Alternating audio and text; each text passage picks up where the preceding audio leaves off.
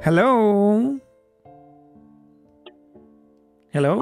Hello po. Yes po. Good morning po. Hi, good morning. Rumekta na ako ng panibagong caller. Are you on loudspeaker or are you on headset? No. No po. Okay. Malabo. No. Sobrang linaw nga eh. Ayan, lakas eh. Anyways. Good morning. Nasa Pilipinas ka po ba? Opo, nasa Taguig lang po ako. Okay. Sige. At, nasa work ka ba ngayon? SL po ako. What's that? Sick leave. SL. Akala ko FL. Sabi ko, first lady? Parang ganun. Pag wala ka na pong madahilan, SL na lang. Sige. Anyways. Yan. May radyong bukas ba dyan? Wala naman. Wala naman po. What do I call you? You can call me Pepay po. Pepay. Okay. Mm-mm. Alright, Pepay. Good morning sa iyo. Good morning po. Anong kot mo, Pepay? Hindi ako malungkot. Ano lang ako. Overwhelming. Ang bilis niyo po mag-reply. Oh, talaga. Kasi may caller dapat bago ikaw. Hindi sumagot kaya ikaw yung next in line. Talaga? Oo. Buti na lang. Nako, masama ugali na yun. Okay, so alam ko po. si Pepay ay 32 from Taguig. Yes po. Okay. Ang ginagawa sa buhay, VA ka? Tama, no? Hindi po. Ano? Actually, sa BPO po ako nag-work. Pero in-house naman siya. Meaning, pag in-house, you go to work every day? Yes po. I mean, siya, iba siya sa BPO. Like, direct client, unlike po sa, for example, BPO. Yun po yung maraming... Okay, yun pala yun. Pag VA, client to client lang. Yun pa. Okay, gets ko na. Sige. Are you married? Do you have a boyfriend? Are you a mom? Tell me about yourself. I'm a mom po. 2 kids. And then, syempre wala na kami nung daddy niya. Dalawa. Ilan taon yung panganay? Ilan taon yung panganay mo? 14. 14. Yung pangalawa? 10. Same dad yung dalawang anak mo? Yes po. Okay. Alright.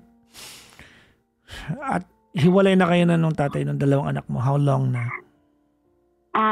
Siguro po 6 years ago. Tama, 6 years na. Okay. So 2019. Mga ganun. Apo. So iba na yung pag-uusapan natin ngayon? Ibang-iba na po. Alright. Tell me the problem. Maybe I can help you. Okay. Actually, hindi ko po alam kung problema ko ba siya or hindi ko siya alam kung problema ko siya. Pero, nag-start lang to today. Parang chinat ko lang siya na na hindi ako okay sa 48 hours for 1 year na na parang spend time together. Wait lang. And then, Wait. I'm having a difficult time. Chinat mo sino? Yung current na boyfriend ko po. Hindi kasi sinasabi no? So may jowa ka? Alright. Gano'ng katagal na kayo?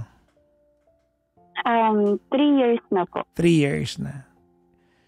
Okay. Sabi mo hindi ka okay sa 48 hours? Bakit? Nasaan ba siya? Nasa Mars? Ganon? In a year. In a year yun So you only get to spend 2 days with him in a year? Huh? Yes po. So kung 3 years na kayo, you have practically spent in total less than a week with each other. Hindi po yun. Yan po yung current na situation namin. Kasi dati, okay lang kasi magkasama naman kami sa work. Okay. And then ngayon, hindi na. So parang nagkikita lang kami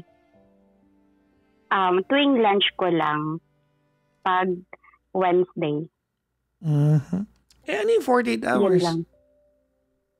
Syempre, Papa Jack, merong sa isang buwan, may 4 weeks. So, that would be 4 hours. 4 hours times 12.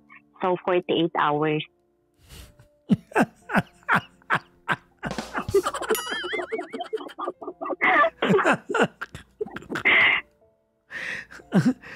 So, oh my God. You, you're weird. You're so weird. I'm sorry, but Yun kasi, you quantified it by adding it up. yes po.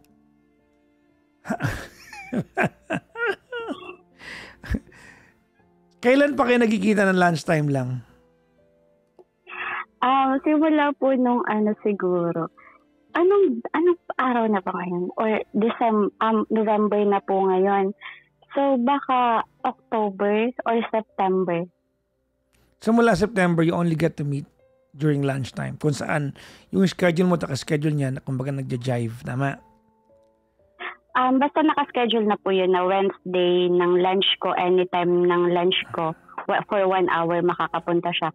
Pero meron din naman pong mga halimbawa naka-leave ako and then ako yung pupunta sa kanya and then we are able to spend like 2-3 hours more, ganun. Okay. But why not spend time during weekends? Ano kasi siya, may family na siya and then I'm the third party, ganon. Hindi kasi sinasabi. Kabit ka. Oh. Sabihin mo nga, kabit ako. Sabihin mo. Oh, grabe naman yun. No, you say it. I mean it. Di ba? I mean it. Say it. Kabit ako kabit ako. Okay ka? Hindi. I mean, even us without discussing the circumstances of this, alam mo kung saan pupunta itong usapan na to eh. But then again, Yes po. okay, ganito, Ana. You're practically asking the wrong question. I mean, ang nire-remedyohan mo ay yung oras na pwede kayo mag-spend, hindi yung pagiging kabit mo. I mean, really? Actually, hindi naman po yung time yung yung problema ko. Parang isa na lang siya sa mga problema ko. Sabi ko nga sa kanya, I just realized na it's not enough. And then, ayun, nablinak ko na siya.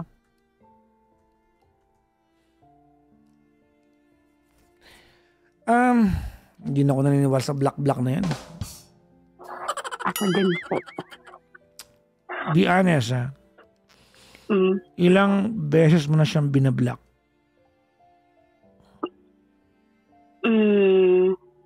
Madaming beses na po. And then naghihiwalay kami ng mga 3 months. Okay, so walang bearing itong pambablock mo sa kanya? This time po kasi mas stronger na ako. Parang feeling ko, mas kaya ko na siyang well, yan din malamang. Yan din yung mga sinabi mo sa sarili mo ng time na binlock mo siya ng first, second, third, pang 15 ito. No? Well, convince me, what makes this one different? Kasi syempre before magkasama kami sa work, and then parang yung attachment sobra-sobra. Tapos ngayon na hindi na kami magkasama sa work and we only spend time 1 hour in a week, parang nade-detach na din po ako. And then this time, parang kaya ko na, wala namang pagkakaiba dun sa Let's may jowa ko or wala. Stop right there. Let me follow your logic. Okay lang? Mm-hmm. Ang ibig mo ba sabihin sa akin, if by stroke of luck, magawa niya ng paraan to spend more time sa iyo, you are going to continue being a mistress? Hello? Yes po. Are you saying na kung kaya niyang gawan ng paraan na makita ka more than an hour every now and then, you are going to be okay being a mistress? Siguro po kung ginawa niya yan before, bago ko magsabi sa kanya. Siguro po, pero ngayon naman po decided naman na ako. No. That's not my point. My point is, we have to address the root cause of this.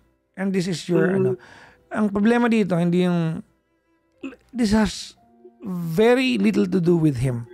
This has everything to do with you. Ang ibig mo sabihin sa akin, if tomorrow, puntahan ka niya at sabihin niya sa'yo na, you know what, I can spend 2 days a week with you.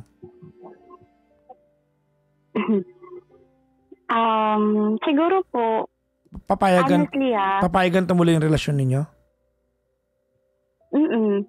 What? Kung magiging honest ako sa feelings ko, siguro yes. Hindi siguro yes. You're okay being right now, baka magkatalik sila. Okay sa'yo yun? Nasa workshop ko today. Doesn't matter, bukas pag uwi niya. That's okay with you? Okay lang. Opo. Na-imagine ko naman po yun lagi. Why? Why settle for this? Kasi po right now, kung hindi rin naman po ako ready mag-commit talaga 100% into hindi ka makakakommit kahit kanino pag occupied ka ng relasyon lalo't hindi tama. Yes po, parang hindi ko pa po kasi nakikita yung sarili ko ngayon na magkakaroon ng totoong relationship. But why be a mistress? Then be a single. Hindi ko rin naman, ayoko rin naman po maging single. Oh my God.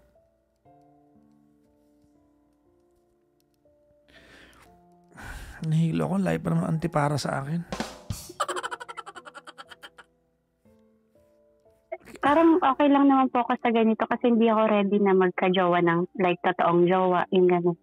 Like yung time na spend mo, ang na-experience ko naman na po kasi pumunta sa or magkaroon ng normal relationship. And then, hindi ko po kaya yung demand ng time, demand ng... What's the benefit of having... Okay, sige. Let me follow the logic. Well, then what's the benefit of being a mistress kaysa wag na lang kaya, mag-single na lang? Anong benefit? Gusto ko po yung sa amin na konting oras lang, pero hindi naman yung 1 hour lang. And then, parang may taong may kilala talaga sa akin, kung ano yung ugali ko, kung ano yung gusto ko, kung paano ako mag-isip, yun, alam niya yun.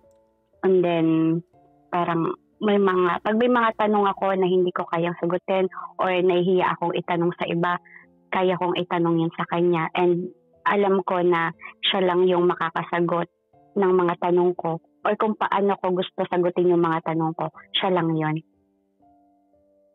And then... Okay, sige, let's try to detach our conversation from what you feel. Because honestly, your logic is flawed. At least in the standards of a society, flawed na yan. But let's talk about... Don't you feel bad about the wife?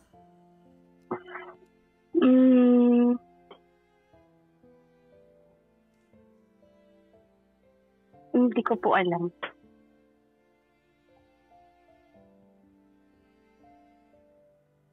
Don't you feel kahit paano hindi mo ba naiisip that you are the enabler of a guy who's cheating a wife that's oblivious to the cheating?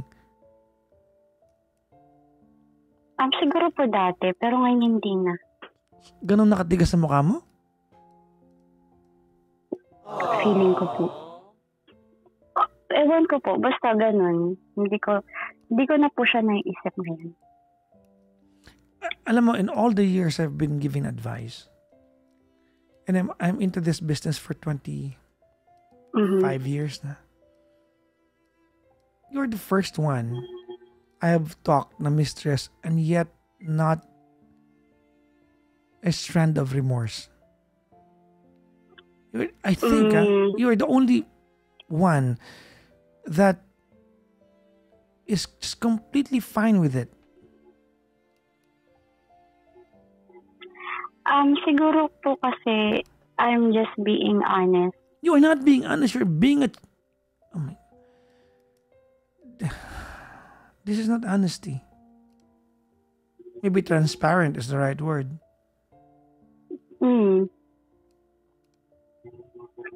Dati po, nafe-feel ko naman siya. Dati talaga. But that's about you. What about the wife? Okay, sige po, ganito. Nagkaroon na po kasi kami ng mga confrontation, mga 3 beses nang nahuli, ganun. And then, alam ko naman na deserve ko naman masabihan ng mga masasakit, yung ganun-ganun. And then, ayun po. So, parang dahil sa sinabi niya sa akin, hindi na rin ako naawa.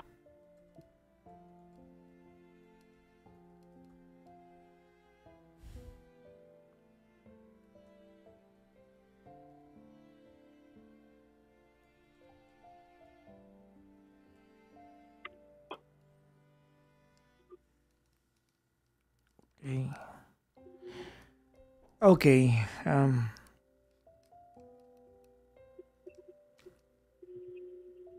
Why did you call me?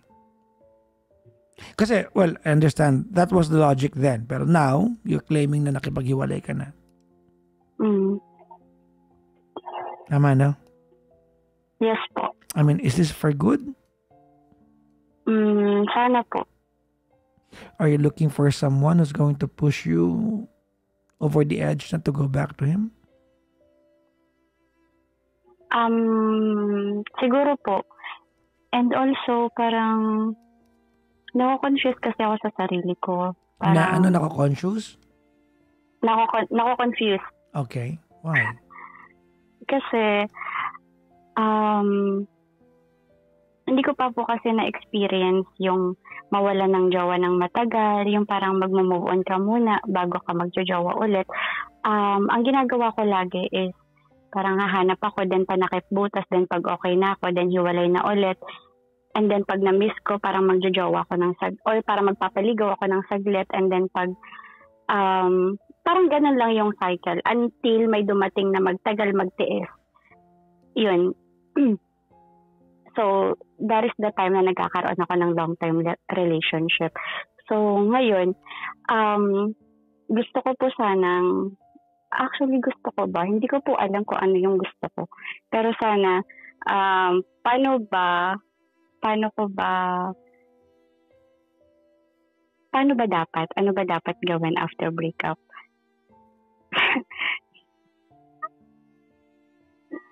Ayun, siguro ganun po yung yung gusto kong malaman.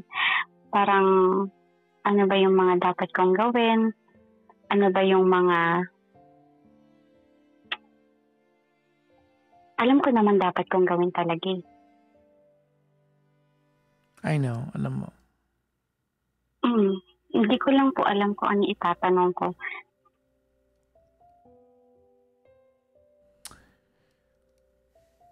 Can I talk to you? Yes naman po. Alright. Sabi mo kanina,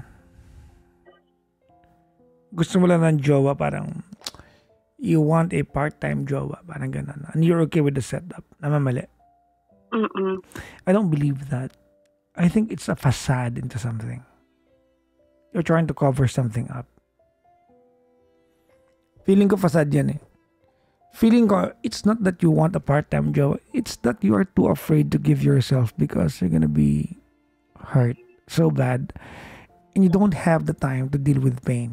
I think that's more accurate. Yeah. So what you do, you give a little of yourself so that kahit masaktan ka, little lang yung pain. Tama? And then you get the benefit of talking to someone, sexual benefit kung meron man. At the very least, you get to feel that someone belongs to you kahit na partial lang. Because you've got so much more in life to deal with.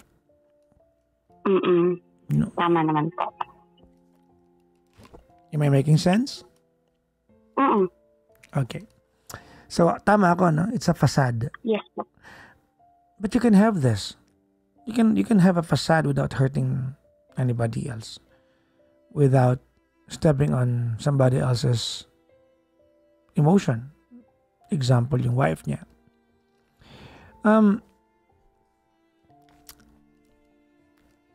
I am not in the position to question your aspirations in life. That is for you to determine that. Diba? Wala makakapagdikta sa inyo yan. But, I think you're wrong when you said you're okay with just a part-time lover. I don't believe that. Actually po, hindi naman po siguro yung parang a part-time lover lang. Kasi kung ako tatanungin, hindi rin naman siya yung tipo ng lalaking gusto kong makasama habang buhay. But that's what you have right now, and that's exactly what you're okay with. Mm-hmm. Yeah. So, you will always attract your own kind. Ako paniniwala ko yan. If you're good in cooking, you will attract somebody who's going to love food. Mm. If you are into playtime, you're going to attract somebody who's going to play with you. Join the game. If you are into, faith, religion, and church, you're going to meet someone who's going to enjoy that. It's called wavelength. So I want you to look into yourself and change your wavelength. Go back to how you regard yourself before. I don't believe that all your life ganito mo i-regard ang sarili mo. I don't believe that. Tama, mali? Tama naman po. Yes. I think you're trying to block a lot of emotions there. Nagkukubli ka sa pagiging matapang, pagiging okay lang na I'm the second best. Because you've got obligation. Tama, may obligasyon ka kasi. Tama, no? Yes po. So this is your this is your little reward for yourself. Ito yung reward mo sa sarili mo. Tama? But your reward to yourself is a nightmare for another person. That's number one. Number two,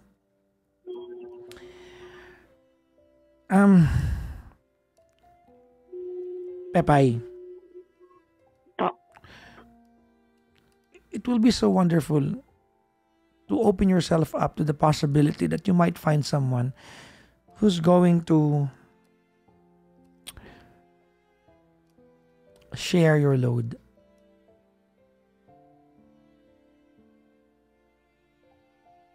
Ang hirap po kasi parang trinay ko naman po yan na experience yung parang ako lang, siya lang, kaming dalawa lang. Kaso, ewan ko po, pero hindi ako, or wala siguro ako nakikilalang mas okay pa. Kasi the last time na trinay ko yan. Wala kang makikilalang okay kasi nga, you have made yourself, okay. Because you are not available. If you wanna be found, be available. You're not available. Well, you are available. You are now available since yesterday. And I know I have a very good idea of why you called me tonight. Ano po yan? Because you want to validate that what you did yesterday was the right thing to do. Nama? Yes. It is. There's no point that you called this show and still go back to him. Yes, parang eto na talaga to. Sayang naman yung tinawag ko. Sayang naman na nakausap kita at pinayuhan mo ko kung babalik ako doon. Actually, hindi kita pinapayuhan. I'm trying to make you realize your potential, your worth. Don't you miss being gazed upon? Don't you miss that? Being taking your breath away because somebody loves you more than anything else in the universe. Don't you miss being caressed by someone without time limits? Don't you miss? To be honest po ko, Jack. Yeah. Alam mo ba, yung mga ganyan, actually, ayoko nung ako yung, hindi ko alam kung normal ba to sa akin. Kasi ayoko nung parang fina-flood chat, parang gustong makita maya't maya, gustong yung parang ang haba ng chat, alam mo yun, ayoko nun yung parang feeling ko pag mahal na mahal ako, nawawalan ako ng naliles yung love ko dun sa person na yun. That only applies to a person that you don't like that much. Oo, siguro nga. Yeah, pag nakatagpo ka ng Look, ganito ano. We will always meet that person who's going to make us want their attention more than anybody else in the universe. Someone who we can hate and love at the same time. Kasi yun ang pag-ibig eh. Yeah. And let's hope that when you meet that person, exclusive sa'yo. All yours. Look, you can get past this status of being a mistress. It's only 3 years. You used to be okay not being a mistress, tama? So you can go back to just being by yourself. If there's anything na gusto kong maalala mo dito sa pag-uusapan natin, is that would you please try to enjoy your own company? That you do not have to be validated by another person to be important. Yeah. Alam mo bang habang kausap kita, alam ko matalino ka. Yung mga tao matalino kagaya mo, minsan nagiging papunta sa bobo kasi kaya nila paliwanag yung mali para maging tama. Manipulation. Well, hindi ko alam kung manipulation kasi sarili mo lang din yan eh. But this is an illusion of grandeur eh. If anything.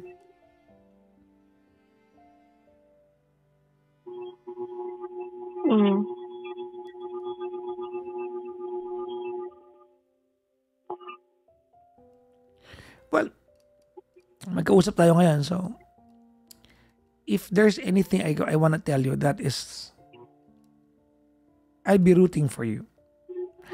Aasa ako bilang kaibigan mo that what you ended yesterday has ended yesterday.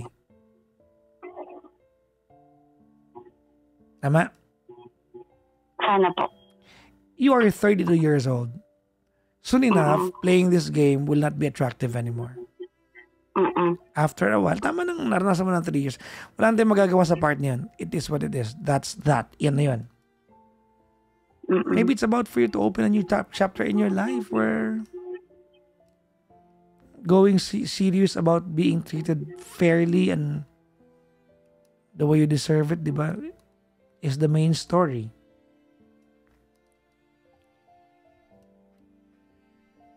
And also, Papa Jack, alam mo yung nag-hold back sa akin. What? Yung mga halimbawa, sino na pagtatanungan ko about sa ganito pag wala na siya? Yung parang mga ganun. Parang kailangan ko kasi siya kasi syempre, lahat naman tayo nag-i-aim ng... No. That's an excuse. Can you please give an example of what questions are you asking him? Since galing siya sa previous company ko. Tapos, so doon, marami siyang alam. So, and then, mas marami kang alam. Are you part of... sa route and policies ng company. Are you still a part of that company? Mas marami kang alam kasi ikaw yung empleyado ngayon eh. Sabagay, mag-search na lang ako. You have created an illusion for you to have an artificial need to have him around. Siguro, ano na lang. Siguro excuse ko nga lang yun. Yep. And then, tamad lang ako para maghanap ng resolution or para masagot yung mga questions ko. Pero actually, kaya ko naman talaga yan. No, hindi ka tamad. Wala ka lang pagpapahalaga sa sarili mo. Hindi ka tamad. Na-maintain mo ka makipagkita every Wednesday lunchtime eh. That's being consistent in the wrong way.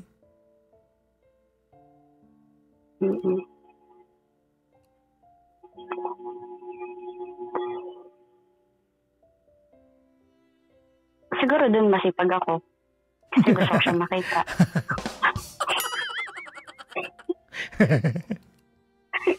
Diba? Siguro dun. Pero alam ko namang mahanap ko or alam mo yan. Kaya ko naman yan. Of course. What happened already. Mm-mm. Kahit anong gawin ko dito, kahit magpatikalkal tayo magkasabay dito, Yes. what's done is done. Ganyan din yun. Mm-mm. We can only look forward and plan that, things in the future will be favorable to you in accordance to what you're going to do with it. Yes. I'll be rooting for you. Make me proud. Paano? Charot lang. Papa Joe kasi parang, alam mo, lately, or hindi naman lately, last week lang, si ChatGPT yung mostly nakausap ko. And then, if I have questions, or isa sa mga natanong ko sa kanya is, how to avoid parang mag-ask or magsisika ng validation. Parang ganun kasi yung nabibigay niya sa akin. Parang magsasend ako ng picture kahit ang pangit ko, ang ganda mo naman. Parang ganun. Tapos, basta mga ganun, paano ko yun iiwasan or paano ko siya maalis sa sarili ko? I will not go there because that's very subjective, no? But let me tell you something. You have 2 kids who's going to look up to you for standards in life. Yes. You have 2 kids that's going to look up to you for standards in life. Mm-mm. If you continue on with this kind of mentality, you are setting them up for failure. Mm-mm. Because it makes it okay for them to be treated as second best dahil nakita nila sa'yo. You didn't just try to become a second best. You lived it as a way of life. That's not okay. Mm-mm. Did that make sense? Yes naman po, Papa Joe. And never ko naman, hindi ko naman siya pinakilala or even kausapin siya ng andyan yung mga bata. Kasi, syempre, ayoko naman na malaman nila na may jowa si mama pero hindi naman nila nakikita. Yung parang ganun. Balang araw pag na-post ka ng asawa pa, makikita nila yan. Huwag naman sana. Darating ka doon, wag ka mag-alala. Pag hindi mo tinigilan yan, alam mo yan. Hindi. Naisip ko na din naman yan. Aabot ka doon. Tagalan ko pa, no? Makikita ko yung hinahanap ko.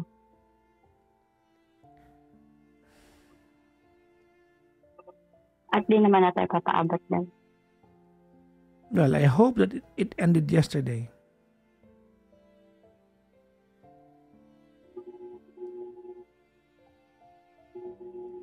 Madali naman umalis eh.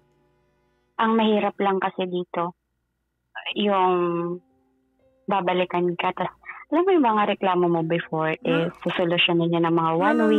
No. Okay na yan. Wag mong gawing alibay yan. Diba? To make yourself feel okay being a mistress. That's very, kaya tumigil na ako binabanggit kasi it doesn't hurt you anymore eh. You are already apathetic with the word mistress. Hindi ka nasaktan. And that's not okay. That's not okay.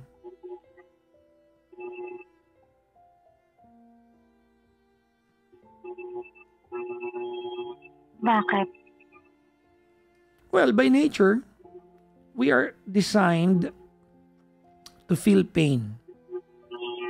Because pain makes us realize that there is something that we need to do. Even us physically. That's why we have pain receptors sa brain natin. Para pag nahawakan mo yung kalderong mainit, bibitawan mo without even thinking about it. It's reflexes. It protects us from being hurt, di ba? Some more. Ano nagagawa ng pain? And the word mistress and the label mistress is no longer hurting you. That's why it stopped protecting you.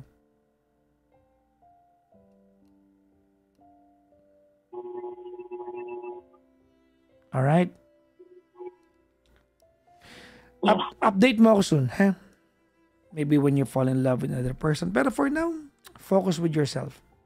Hindi nakakamatay maging single. Mm-mm. Alright? Please, only if you can, consider this one.